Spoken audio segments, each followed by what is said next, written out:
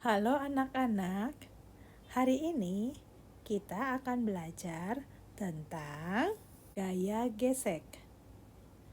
Apa sih gaya gesek itu?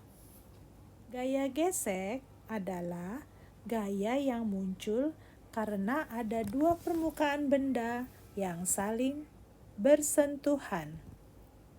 Biasanya, gaya ini berlawanan dengan arah gerak bendanya.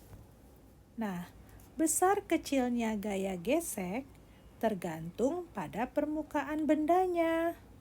Semakin kasar permukaan benda, semakin besar pula gaya geseknya.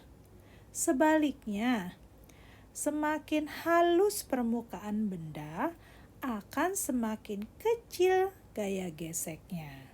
Contoh, semakin tebal alur pada ban mobil, semakin besar gaya geseknya, sehingga mobil tidak mudah tergelincir.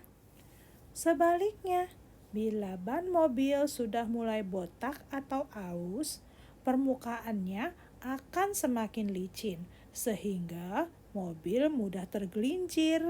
Apalagi kalau saat itu jalanan juga sedang licin karena hujan. Ada dua jenis gaya gesek.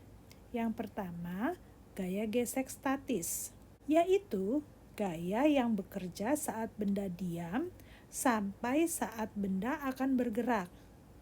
Contohnya, ketika suatu benda berada di permukaan yang miring, gaya gesek statis mencegahnya agar tidak meluncur ke bawah.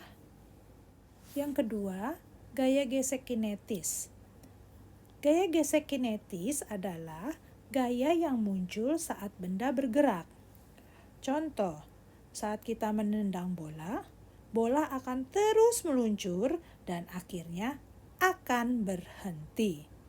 Kecepatan bola semakin lama semakin berkurang dan akhirnya berhenti itu disebabkan oleh gaya gesek.